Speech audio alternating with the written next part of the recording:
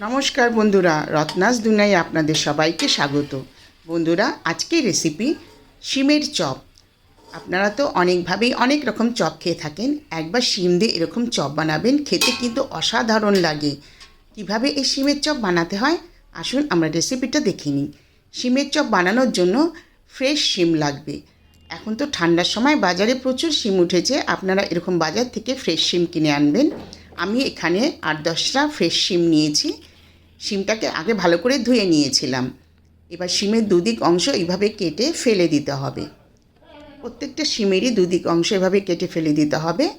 আর এক একটা শিমকে এরকম কাঁটা চামচের সাহায্যে একটু ফুটো ফুটো করে নিতে হবে। এই ফুটো ফুটো করার কারণ হচ্ছে এর মধ্যে কিছু মশলা দেওয়া হবে, সেটা খুব সহজেই মশলাটা প্রবেশ করবে।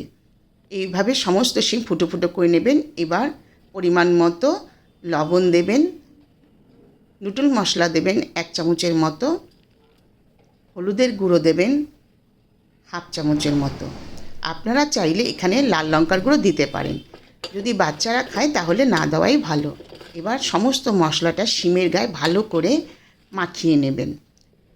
মাখানোর পরে এইভাবে 10 মিনিট রেখে দেবেন। এদিকে একটা ব্যাটার বানিয়ে নেবেন। প্রথমে একটি বাটির মধ্যে নিয়ে নেবেন 1/2 কাপ মতো বেসন, 1/2 কাপ মতো চালের গুঁড়ো, আর দেবেন 1 চামচের মতো কালো জিরে, 1/2 চামচের মতো লবণ। লবণটা আপনাদের স্বাদ অনুযায়ী দেবেন। আর দেবেন হলুদের গুঁড়ো 1/2 চামচের মতো। এবার ভালোভাবে প্রথমে সমস্ত উপকরণগুলোকে একটু মিশিয়ে নেবেন। প্রথমে শুকনো উপকরণগুলো ভালো করে মিশিয়ে নেবেন। এবার বন্ধুরা অল্প অল্প জল দেবেন আর ব্যাটারটা গুলতে থাকবেন। একবারে জল দিয়ে দেবেন না, অল্প অল্প বুঝে জল দেবেন আর ব্যাটারটা গুলতে থাকবেন। খুব ভালো করে এবার ব্যাটারটাকে ফেটিয়ে নেবেন, কোনো যেন লাম্পস না থাকে। এমন করে ফেটাবেন মাঝারি মাপের যেন হয় ব্যাটারটা, না পাতলা না ঘন। এইভাবে এবার 5 মিনিট একটু ঢেকে রেখে দেবেন। 5 মিনিট পরে বন্ধুরা কড়াইয়ে অনেকটা তেল দেবেন। এখানে আমি সর্ষের তেল দিয়েছি, আপনারা যে কোনো রান্নার তেলে এটা করতে পারেন। আর বন্ধুরা দেখবেন সর্ষের তেলটা গরম হয়েছে কিনা একটু চেক করে নেবেন। আর উপরে এই যে ঝাঁঝ মতো দিচ্ছেন, এগুলো যতক্ষণ না তেলে মিশছে চপ ভাজবেন না, তাহলে কাঁচা গন্ধ আসবে। তেলটা যখন গরম হয়ে যাবে তার থেকে 1 চামচ নিয়ে ব্যাটারের মধ্যে দিয়ে দেবেন। এটা দেওয়ার কারণ হচ্ছে যখন শিমের চপগুলো ভাজবেন, খাওয়ার পরে দেখবেন চপগুলো প্রচণ্ড মুচমুচে আর ক্রিপসি হবে। এইভাবে আপনারা যে কোনো চপ যখন ভাজবেন ব্যাটারে একটু গরম তেল দিয়ে দেবেন আর চপগুলো ভাজবেন, দেখবেন খেতে খুব মুচমুচে আর ক্রিপসি হয়।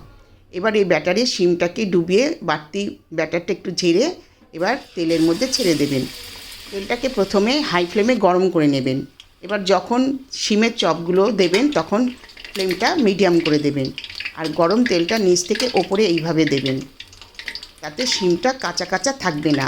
আর 3 থেকে 4 মিনিট ধরে এরকম উল্টে পাল্টে ভেজে নিতে হবে।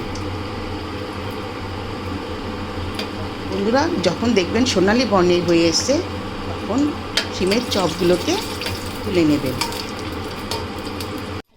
শিমের চপগুলো তুলে একটা টিস্যু পেপারের মধ্যে রাখবেন, তাহলে বাড়তি তেলটা সোপ করে নেবে। এইভাবে সমস্ত চপগুলো আপনারা ভেজে নেবেন।